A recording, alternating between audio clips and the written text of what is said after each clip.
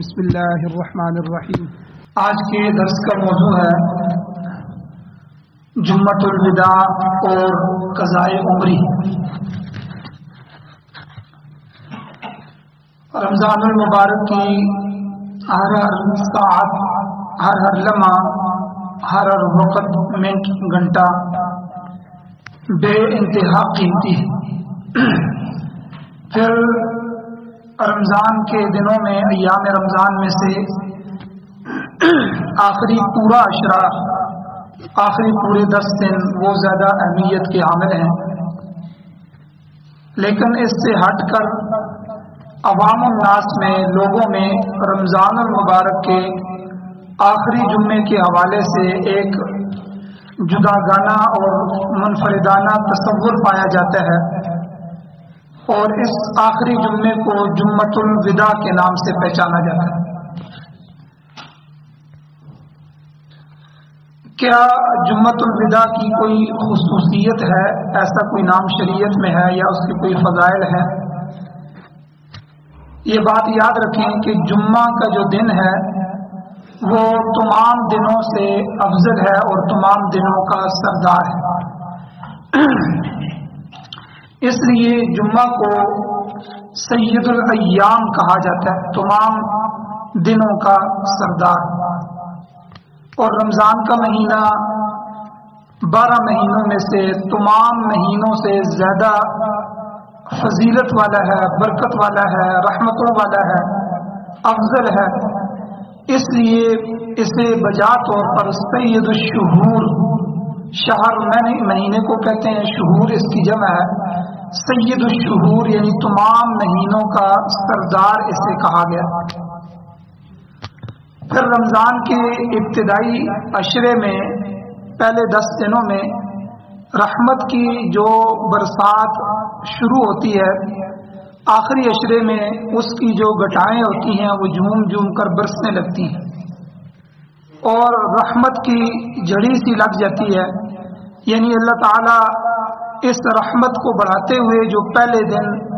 اور پھر دوسرے دن، پہلا عشرہ، پھر دوسرا عشرہ، پھر آخری عشرے میں انتہائی موسلادھار تیز بارش کی طرح یہ رحمتیں شروع ہو جاتی ہیں۔ جس طرح آپ نے پہلے سنا کہ حضور علیہ السلام نے فرمایا، اللہ تعالیٰ روزانہ جو ہے وہ 10 لاکھ انسانوں کی مغفرت فرماتے ہیں، اور جو جہنم میں جا چکے ہوتے ہیں ان کو جہنم میں نکال کر رمضان المبارک کے ساعتوں اور ان راتوں کے بدلے میں اللہ تعالیٰ ان کو جنت میں داخل فرماتے ہیں۔ لیکن آخری عشرے میں، پھر آخری عشرے کی بھی آخری رات جو لیلۃ الجائزہ ہوتی ہے، اس میں اللہ تعالیٰ اتنے لوگوں کی مغفرت فرماتے ہیں جتنی پہلے دن سے لے کر آخری رات تک لوگوں کی ہو چکی ہوتی ہے۔ تو اس لیے یہ رحمت کی جو گٹائیں شروع ہوتی ہیں یہ پھر بڑھتی رہتی ہیں، اور آخری عشرے میں یہ بالکل برسنا شروع ہو جاتی ہیں اور رحمت کی قطاریں لگ جاتی ہیں۔ اور یہ بات بھی اپنی جگہ ٹھیک ہے کہ جمعے کے دن کی مستقل خصوصی فضیلتیں بھی ہیں جو احادیث سے ثابت ہیں اور عام دنوں کی نہیں ہیں۔ اور رمضان المبارک چونکہ خود بھی برکت والا ہے اور دعا کی قبولیت والا مہینہ ہے، اس لیے اس ماہ مبارک کے یوم جمعہ میں برکت اور قبولیت کی توقع عام جمعوں کی بنسبت اور بھی زیادہ ہو جاتی ہے۔ تو اس دن کی اہمیت اور خصوصیت دوسرے دنوں کے مقابلے میں اس لحاظ سے بھی یقیناً زیادہ ہے کہ اس کے بعد آئندہ رمضان تک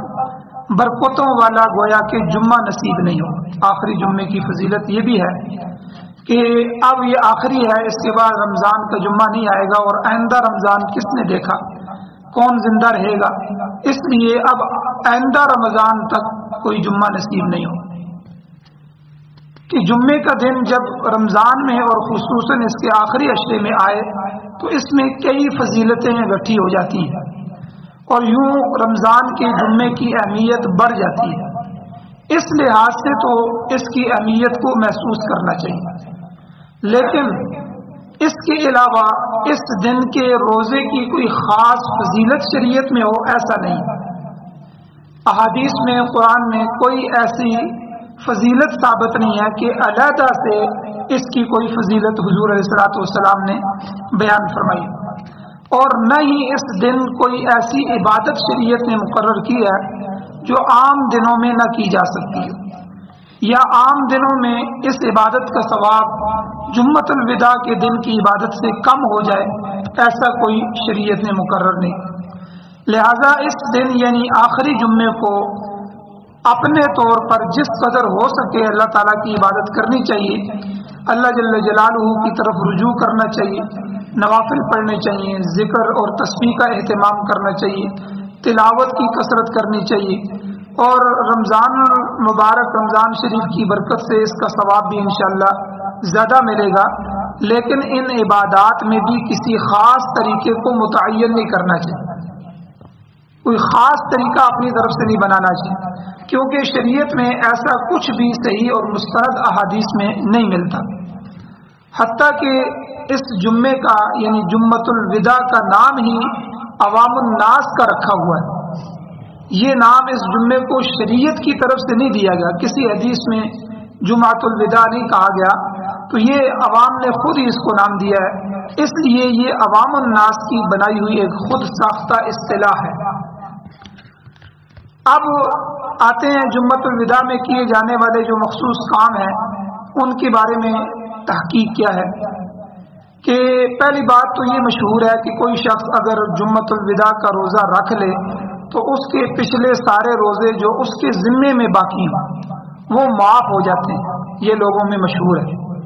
کہ جو جمعۃ الوداع کا روزہ رکھے، پہلے جتنے بھی روزے اس کے کوئی قضا ہوئے ہیں یا کسی طرح ذمے میں باقی ہیں یا نہیں رکھے تو وہ سارے خود بخود معاف ہو جائیں گے۔ تو یہ بات سمجھ لیں، واضح ہو جائے آپ کے لیے کہ رمضان المبارک کے آخری جمعے کی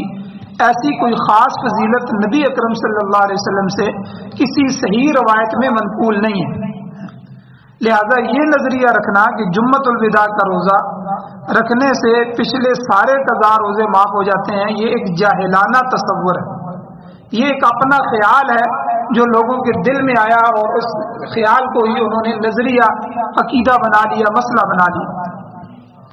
اصل میں ہندوستان، پاکستان، بنگلہ دیش وغیرہ ان میں بالخصوص اور اس کے علاوہ دیگر ممالک میں بالعموم رمضان کے آخری جمعے میں خطبے کے دوران بعض خطباء جو ہے وہ ایسے اشعار پڑھتے ہیں اور تقریر کرتے ہیں جس میں رمضان کے گزر جانے پر افسوس کا اظہار کیا جاتا ہے۔ پھر ہر ایک جملہ یا دو جملوں کے بعد کہتے ہیں جی الوداع الوداع یا رمضان یا رمضان، یا اسی طرح کہتے ہیں الفراق الفراق، یا اسی طرح اردو میں کہہ دیتے ہیں الوداع الوداع جو ہے اے شہر رمضان، اور انہی جیسے دیگر الفاظ اور جملے بھی سامنے آتے رہتے ہیں۔ تو یاد رکھیں اس طرح کا اظہار افسوس اور ان الفاظ اور احساسات کا اظہار جو ہے نہ تو خلفائے راشدین کے دور خلافت میں ہوا کہ خلفائے راشدین نے ایسا کہا ہو، یا اس کے بعد کے دور میں بھی ہمیں نہیں ملتا، اور نہ ہی متقدمین اور نہ ہی متاخرین جو محدثین ہیں حدیث والے حضرات اور فقہاء ان کی کتابوں میں بھی ہمیں نہیں ملتا۔ لہذا اس طرح کے خطبے یہ روکنے چاہیے، کیونکہ رمضان کے گزرنے پر افسوس کا اظہار کرنا یہ شریعت کے منشے کے خلاف، یعنی یہ شریعت کے لحاظ سے غیر مشروع ہے،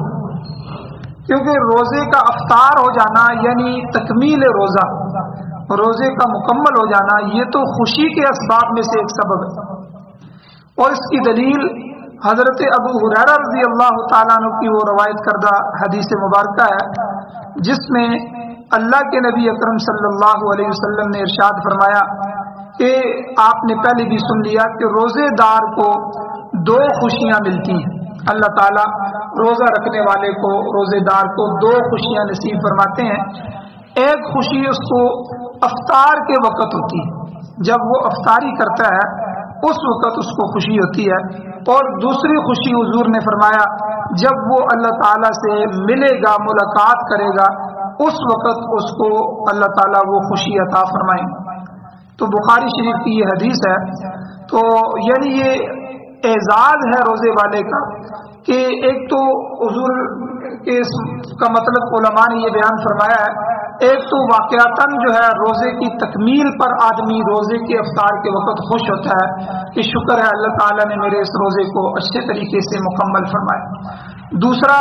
جب افطاری کا وقت ہوتا ہے تو آدمی چونکہ بھوک اور پیاس کاٹ چکا ہوتا ہے، اب اس کو جو خوشی ہوتی ہے کھانا کھانے کی، پانی پینے کی، اللہ تعالیٰ یہ خوشی اس کو نصیب فرماتے ہیں۔ یہ دونوں طرح کی خوشیاں مراد۔ اور دوسرا، جب وہ اللہ تعالیٰ سے ملاقات کرے گا قیامت کے دن،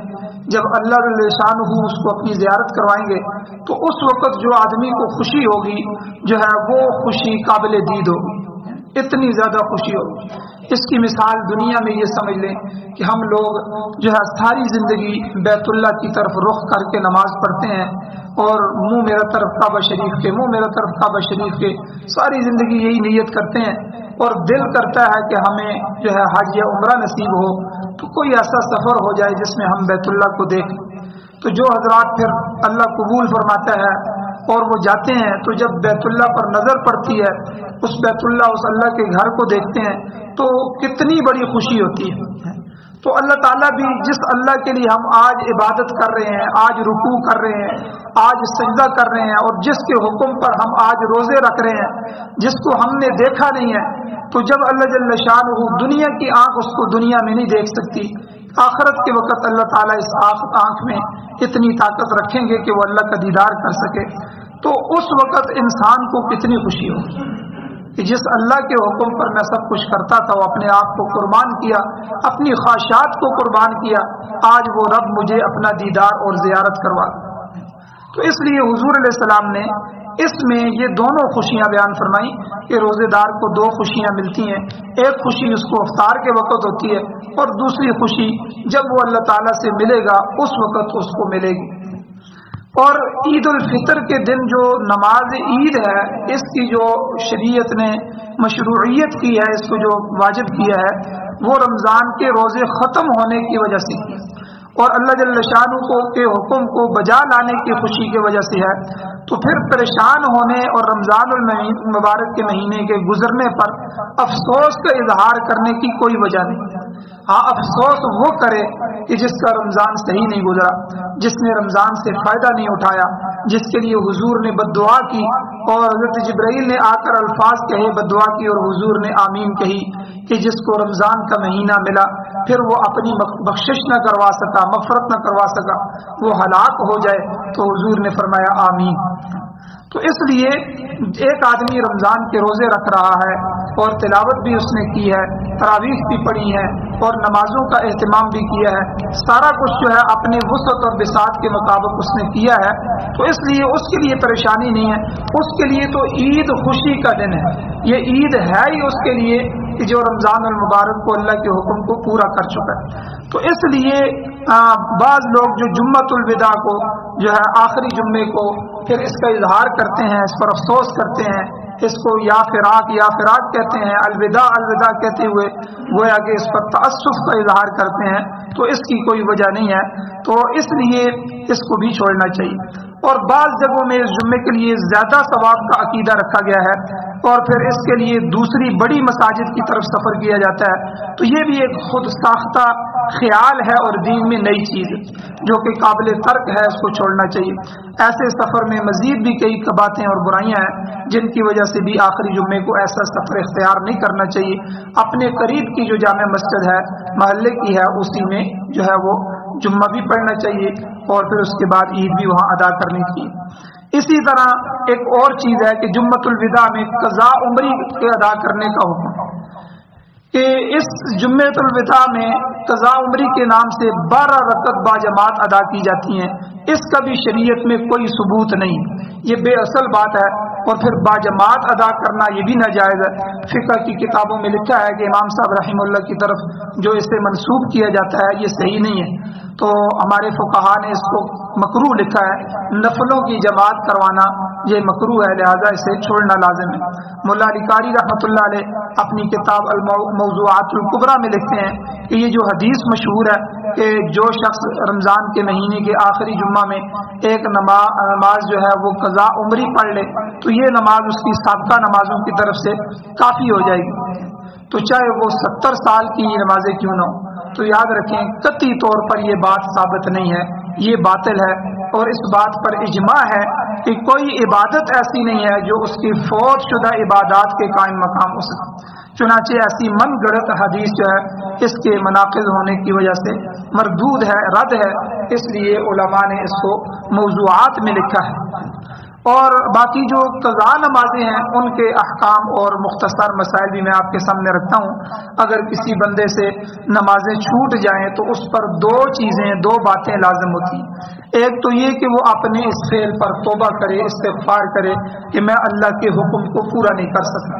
अल्लाह ने मुझे ज़िंदगी दी, औलाद दी और दौलत दी, मेरी ज़रूरतों को पूरा किया, अल्लाह ने मुझे फरागत दी, वसअत दी, ये सब नेमतें मैं अल्लाह की इस्तेमाल कर रहा हूँ और जिस्म के आज़ा अल्लाह की नेमत हैं। तो लेकिन इस पर मेरा शुक्र ये था कि मैं अल्लाह के हुक्म को बजा लाता और 5 वक़्त की नमाज पढ़ता। ये मेरी कोताही हुई है, इस पर तौबा करे और इस्तिग़फ़ार करे। दूसरा, इन नमाजों की क़ज़ा करे, ये दूसरी चीज़। तो इसके लिए सबसे पहले तो वो हिसाब लगाए कि मेरी कितने साल की नमाजें मेरे ज़िम्मे बाकी हैं, फिर उनकी अदायगी की तरतीब बनाई जाए। क़ज़ा नमाज जो है याद रखें सिवाय 3 मकरूह औकात के हर वक़्त पढ़ी जा सकती है। मसलन सबसे पहला तुलूए शम्स है, जिस वक्त सूरज तुलू होता है इशराक के वक़्त से पहले, तो ये वक़्त जो है 15-20 मिनट। और इसी तरह इस्तिवाए शम्स है यानी निस्फ़ुन नहार, आधा दिन का जब वक़्त होता है, ये 12 सवा 12 बजे घड़ी पे टाइम लिखा होता है, ये भी तकरीबन 10 मिनट होते हैं। और इसी तरह गुरूब शम्स यानी जिस वक़्त सूरज गुरूब हो रहा होता है, ये भी तकरीबन 10 से 12 मिनट होते हैं। तो ये जो वक़्त है इस वक़्त में कोई नमाज कोई सजदा नहीं है, लेकिन इसके अलावा बाकी किसी वक़्त भी आप जो है वो क़ज़ा नमाजें पढ़ सकते हैं। और क़ज़ा नमाज पढ़ते वक़्त ये नियत कर ली जाए, मसलन जितनी फजर की नमाजें क़ज़ा हुई हैं उनमें से मैं पहली फजर की नमाज पढ़ रहा हूँ या आखिरी फजर की नमाज अदा कर रहा हूँ, इस तरह। या मसलन ज़ोर की नमाज क़ज़ा हुई है, पहली या आखिरी नमाज, आखिरी से पीछे शुरू करे या पहले से आगे शुरू कर दे, तो ये नमाजें जो है वो अदा करें, क़ज़ा करें। और क़ज़ा नमाजों में ये भी मसला याद रखें, सिर्फ फ़र्ज़ नमाज पढ़नी होती है, सुन्नतें नहीं होती। अलबत्ता जो नमाज वितर है इशा की वाजिब है, तो इसलिए इशा की क़ज़ा करते हुए वितर की क़ज़ा भी जो है वो लाज़िम है, क्योंकि वो वाजिब है। तो ये चीज़ जो है जुम्मतुल विदा के हवाले से ये 2 चीज़ें थी जो मैंने आपके सामने रखी हैं। एक तो जुम्मतुल विदा की कोई ख़ास फजीलत शरीयत में नहीं आई है, ये बाकी जुम्मों की तरह है, लेकिन चूंकि ये आखिरी जुम्मा होता है इस लिहाज से अगर इसमें ज़्यादा इबादत का एहतमाम किया जाए तो कोई हर्ज भी नहीं है। लेकिन अगर शरीयत की तरफ से कहा जाए कि शरीयत ने इसके लिए कोई ख़ास अहकाम दिए हैं या सवाब बढ़ाया है, तो ऐसा साबित नहीं। दूसरा, क़ज़ाए उम्री के नाम से जो नमाज पढ़ी जाती है इसका भी कोई ताल्लुक नहीं है कि बाकी सारी अगर ये पढ़ लें 12 रखते हैं तो सारी नमाजें अदा हो जाएंगी, ऐसा भी कोई नहीं है। क़ज़ा नमाजों को क़ज़ा ही करना होगा, उनको पूरा करना होगा, वरना अल्लाह के सामने हमें उसका हिसाब देना होगा। अल्लाह ताला से दुआ है अल्लाह हमें अमल की तौफीक अता फरमाए।